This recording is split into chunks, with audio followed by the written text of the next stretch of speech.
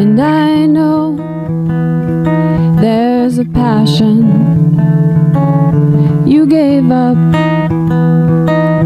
many years ago, always aging, getting farther away.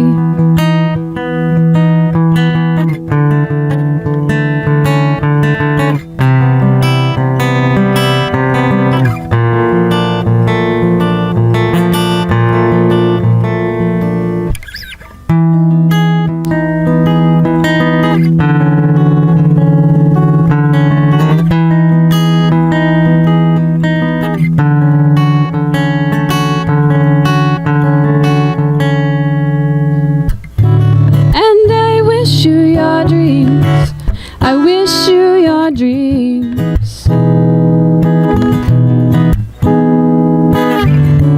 Take what you give unto me and live passionately, yeah. I wish you your dreams. I wish you your dreams. Take what you give unto me and rise above me, yeah. Rise above me.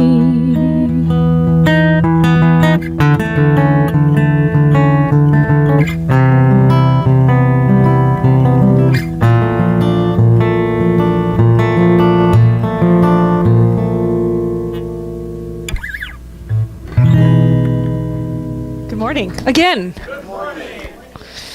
Thank you, Billy. That was wonderful. And I think that's a good message for all of us, is to recognize that each one of us is a gift. And we're kind of unwrapping ourselves as we go. Every day it's like, who am I? Who am I in this moment? Who am I in this moment? Who am I in this moment? Over and over again. And we can continue to redefine who we are and continue to decide, choose to be the newness or whoever we want to be. And I appreciate that, because what mistakes I made yesterday, I can make a different choice today. Every day is a brand new baby day, as Mary Morrissey would say. I really appreciate that. I love that too. It's kind of like we get a brand new chance. Every morning when we wake up, we don't have to be the same person. We can choose. If we like who we are, we can choose to be that same person. But if we don't like who we've been, we can choose differently. And it's like every day is its own experience within itself. It has a birth, it has an end. But then it goes back again, another birth, another end. So I appreciate that the universe has given us this incredible opportunity, and sometimes I forget, but today I have remembered that it's a brand new baby day, and it's the best day ever, just because I like to say that. I really like our December topic. It's about a life of character. And I'm going to read to you again what I read to you earlier. Integrity. This is what we declare as Centers for Spiritual Living about integrity. We embrace the quality of being honest and strive to let our inner convictions match our outer actions. We express wholeness, honesty, and fairness in our relationships and activities. Ernest Holmes, who is the founder of Centers for Spiritual Living, it used to be called Religious Science. We've discovered that we're more spiritual than we are religious, so we changed our name. Ernest Holmes said in the New Design for Living, he said, "Sound relations with others do not permit any selfishness. What good we may desire for ourselves, we must also desire for them. Jealousy of others can have no place in our thinking. What we would deprive them of, we would be depriving ourselves of. Life is one cooperative, enormous cooperative, interrelated creation. As we come to learn to cooperate with life and our fellow humans, we are more nearly expressing the order and harmony that resides in the mind of God. I really appreciate that because it reminds me that when I am upset about somebody else's position in life, or I'm upset that somebody has something that I wish I had, that really it does not serve me to be upset in that way. What really serves me is to uplift and celebrate what they have.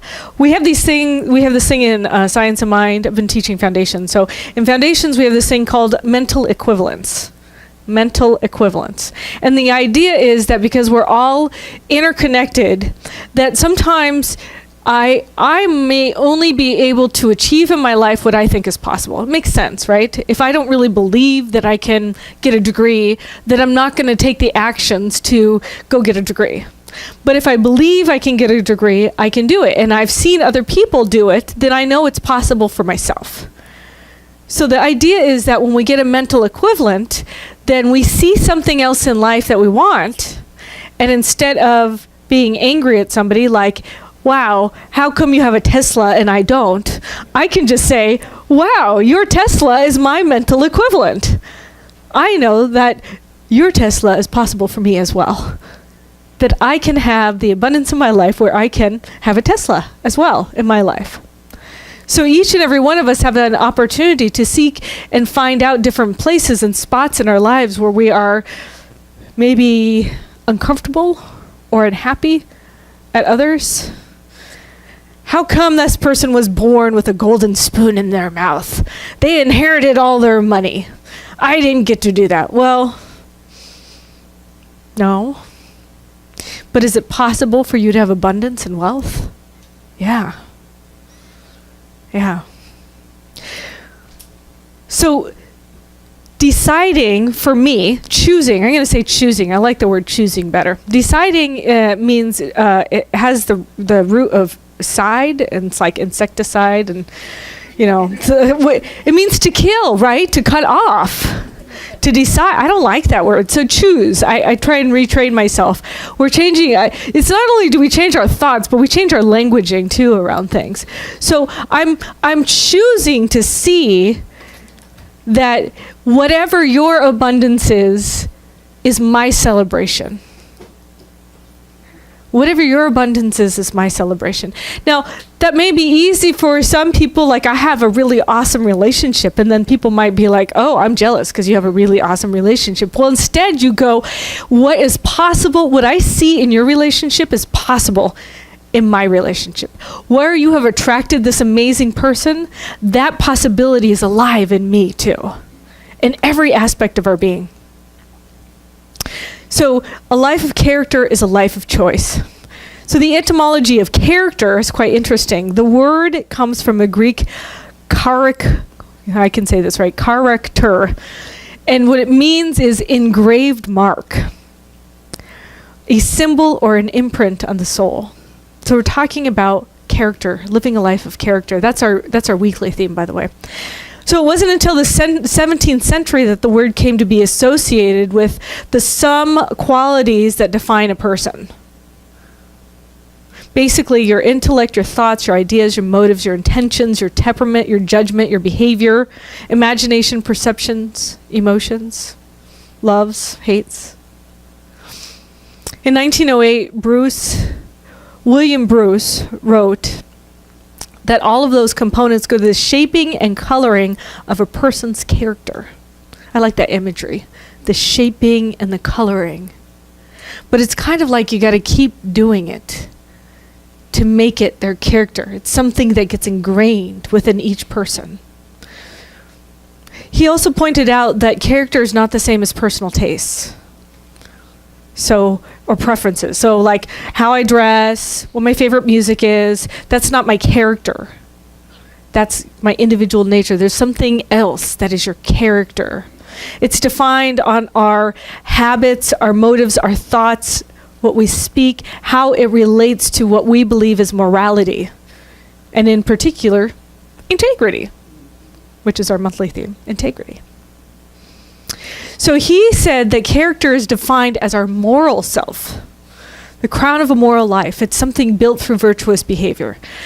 Now, when I start getting into this kind of like virtuous behavior stuff, then it comes down to a lot of times, especially in churches or religions, right? It comes to dogma. And a lot of people associate virtuous behavior with what does the church say is right or wrong? What is dogma?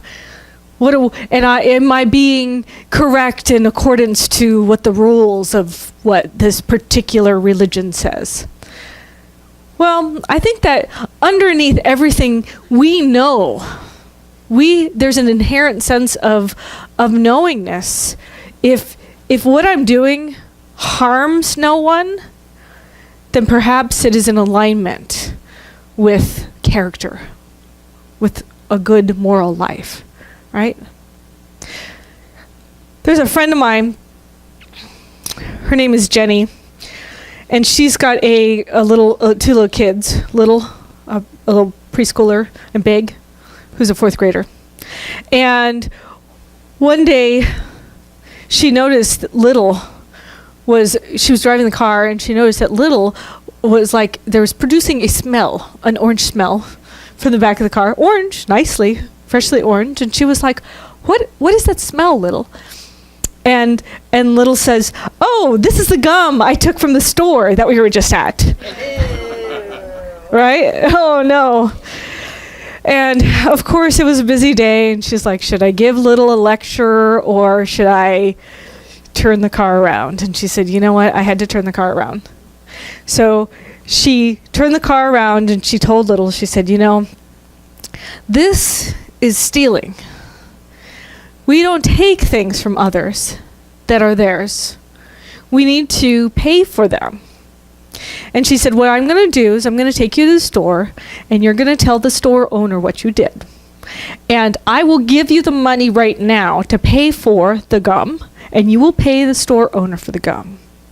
But when we get home to our house, I'm going to take that money out of your piggy bank. You're going to have to pay for it. And she said, but I want you to know, this is going to be one of the most courageous things you've ever done. And so they went back to the store, and Little, in tears, sad, told the store owner what she did, and she learned a lesson that day. Now, was it a lesson about, you're wrong and I'm right? It wasn't about that. It was about being in integrity, being in alignment. That if I'm a person who harms no one in my thought, word, and deed, then I would not be taking from other people.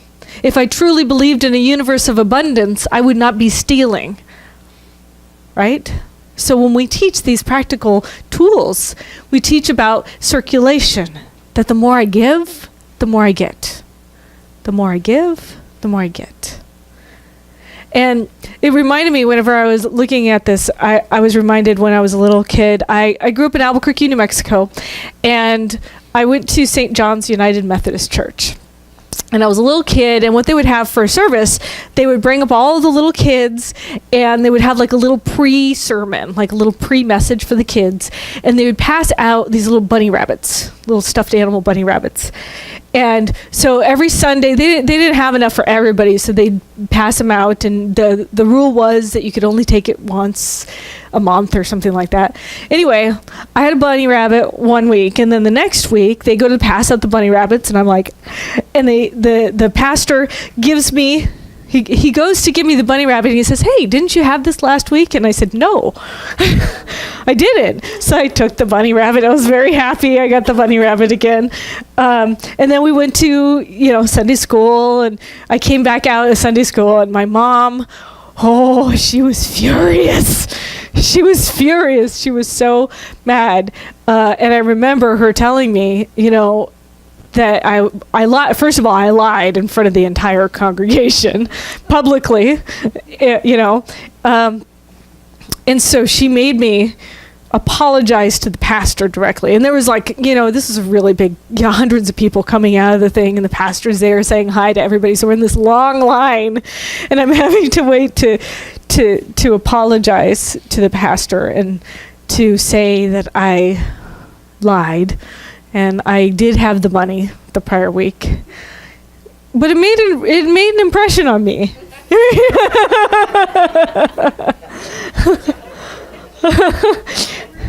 I don't know how old I was. Maybe like 5, 6. Who knows? I mean, I was a little kid. But it sometimes we need, as kids, the guidance and support to be in a life of integrity. And some of us didn't get that as kids. I mean, I was fortunate to have a mom who called me out. And she wanted to be in alignment with my own integrity. You know, it wasn't about her. It was about me not being true to my word. And how much better are we as people when we're true to our words? And how much better people are we when we're honest to each other? You know, Don Miguel Ruiz, he wrote the 4 Agreements, and if you haven't read the book, please read the book. It's really good. But one of the agreements is be impeccable with your word. And he also says, as part of that, that honesty is the highest form of love. So if you catch yourself in a little white lie to somebody, it's because maybe there's something about that you're afraid of. That if you're being honest with that person, 100% honest with them, that maybe something might be revealed. They might get mad at you because it's safer to tell a little bit off the truth than it is to actually tell the truth. Now, what if we each were living lives of integrity, though? What if it was more about me being in alignment with my word than it was about them? Now, if I give you information, you choose to get mad at me for it, that is all on you. I'm just going to say, it is all on you. If I am honest and in alignment with my word and you're upset about it, it's all on you because it got triggered in you. So I want to encourage each and every one of you to say, am I truly being in alignment with my word? Which character traits do I want to emulate? David Brooks, in his book, I think he's the founder of TED Talks. He wrote a book called TED Talk. And he wrote a book called The Road to Character. He writes, the central question of this book is how to not only do good, but be good. How to live a life of depth and meaning over success and achievement. And he said to do this is to ask ourselves one simple question. Am I living my life for my resume, or am I living my life for my eulogy? And it occurred to him because he was looking around and he was noticing that there was like some people that just like, they just radiated an inner light. They would do this thing of being, it would be the person who would be the brave person, the courageous person, who might see a dog in the street and run out to go save the dog in the highway, And David Brooks, he realized that there was something internal about there was people he would connect with, that something about them all the time, he could see the depth of character radiating. And he said it was interesting because they'd be people who seemed deeply good. They were great listeners. They made you feel funny. They made you feel valued. And he said it occurred to him that while he had achieved a great level of career success, he had not achieved generosity of spirit or depth of character. And he said that there was these two things there's two sets of virtues. There's the resume virtues and the eulogy virtues. And the resume virtues are the skills that you bring to the marketplace. But the eulogy ones are the ones that are talked about at your funeral. Were you a kind person? Were you brave? Were you honest? Were you faithful? Were you capable of deep love? And so he encouraged each and every one of us to step into that idea of, what do I want on my eulogy? How do I want people to speak about me? What is the type of person that they're going to express of who they are? So there's this one thing, I'm reading this amazing book called, of course, Braving the Wilderness by Brene Brown, and there's something that really struck me that is active in, I'm going to say, in politics now, in our Facebook feeds right now. There's a lot going on right now, and it's this thing called dehumanization. So I want to talk about dehumanization for just a brief moment. She says that it's a process that happens, and that Michelle Mays, hopefully I said her name right, but this woman who's a chair of the philosophy department at Emmanuel College says that dehumanization is the psychological process of demonizing the enemy, making them seem like less than human, and hence not worthy of humane treatment. And then Brene goes on to say in her book, dehumanizing often starts with creating an image, like an enemy image.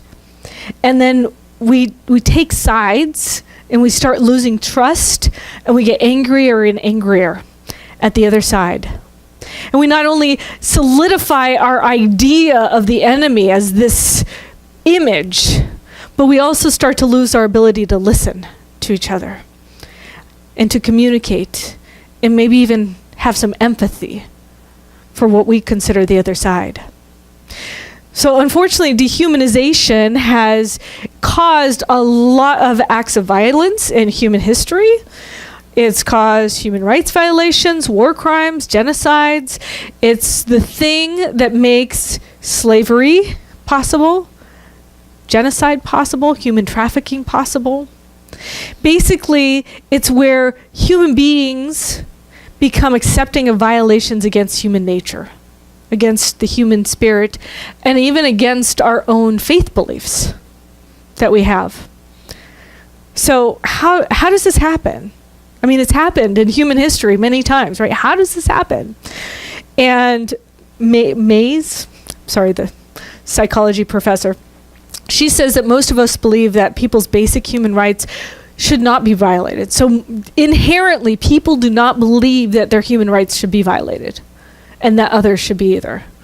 And if you ask people, about war crimes, about murder, rape, torture, all these things, 99% of people are going to be like, no, that's not okay. And yet more of that is happening right now.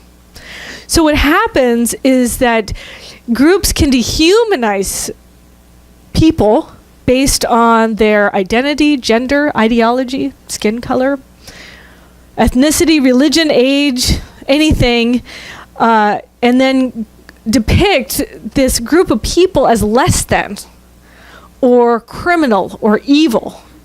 So starting with our languaging, right, about these people, and then moving on into imagery, which captivates a larger group of people. So for instance, during the Holocaust, Nazis described the Jews as Untermenschen, which means subhuman. So they called Jews rats, and then in their military paraphernalia, they had pictures of Jews as rats, right? And also in their children's books. So everything in what they were putting out, they were just depicting Jews as rats.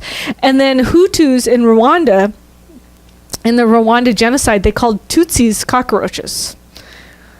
And as you may or may not know, indigenous people in American culture have been called savages. And as I was researching this a little more, I found out that as the slave trade developed in Europe, that Europeans created racist ideology that could justify their trade of slavery.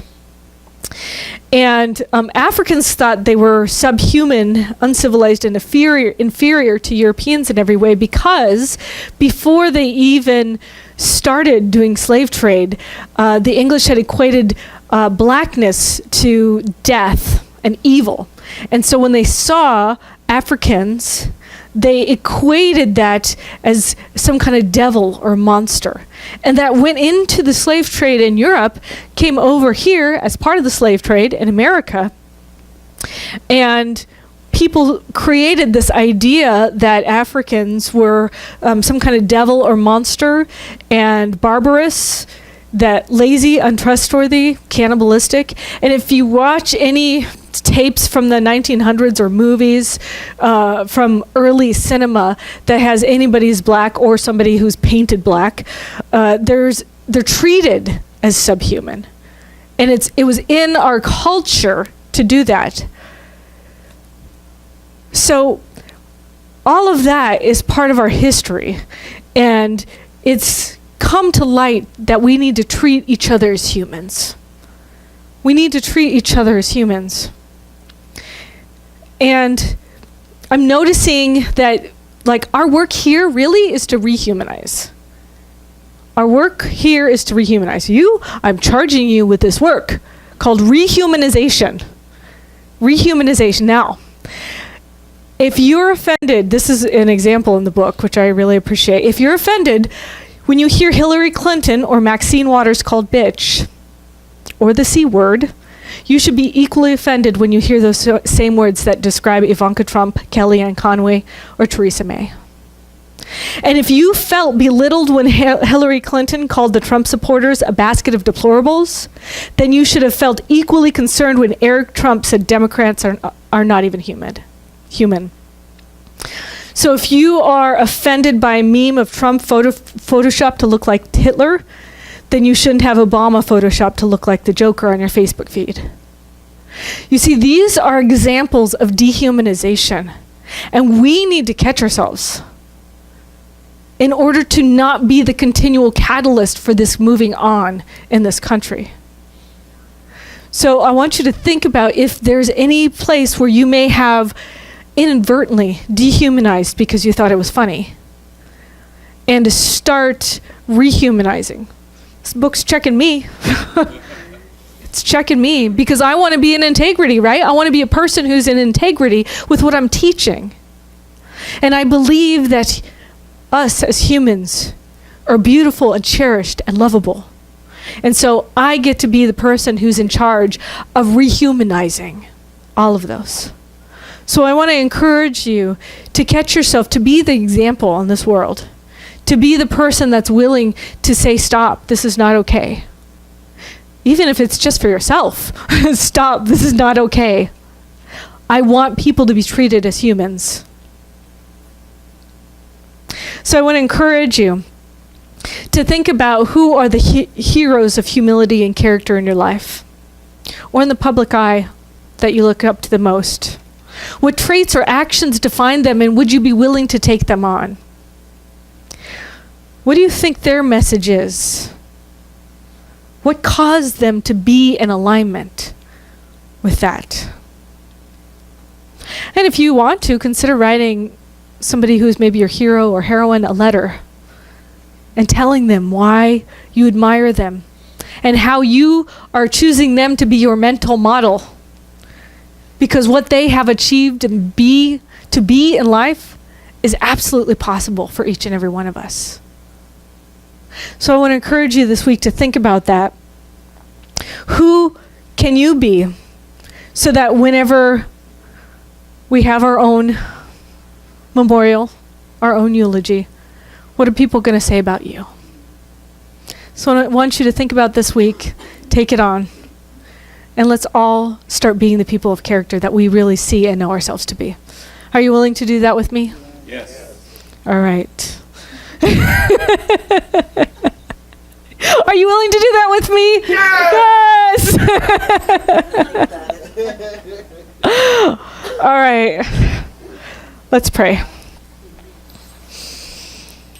I'm so grateful to be here and to be a center of divine creation. I recognize and know that God is the infinite spirit, the universal, all the great creator. It is the infinite everything. And it moves in and through all of life, tingles with this incredible expression. I recognize and know that I am a microcosm of the macrocosm, that the mental model of abundance that I see in the universe is my truth, expressing here and now on this planet. I also recognize and know that I am in integrity. I choose to live a life of purpose, of love, of light. And so I recognize and know that as I catch myself here and there stepping off the path, that I just rewire, reroute, step back on the path, listen to the GPS, the God positioning system that directs me back to my heart, to my soul, to my center. And I know and claim that I choose right now to be a person of rehumanization, to be an example of possibility in the world. I know and claim that today is a brand new baby day, that I have a brand new opportunity to express and be the fullness of the life, of the self, of character, of virtue that I seek to be. And so I claim that for myself, and I also claim that for each and every person in this room, knowing that as we move in this place where we interact and collaborate, that there is an awakening that happens, a spark that happens between us, that helps us provide the momentum forward for this planet to truly transform into a planet of love, into a planet of peace, that we each are emissaries of that love and peace. And it starts within, right here and right now. And so I turn within, awaken to that truth, knowing it's already done.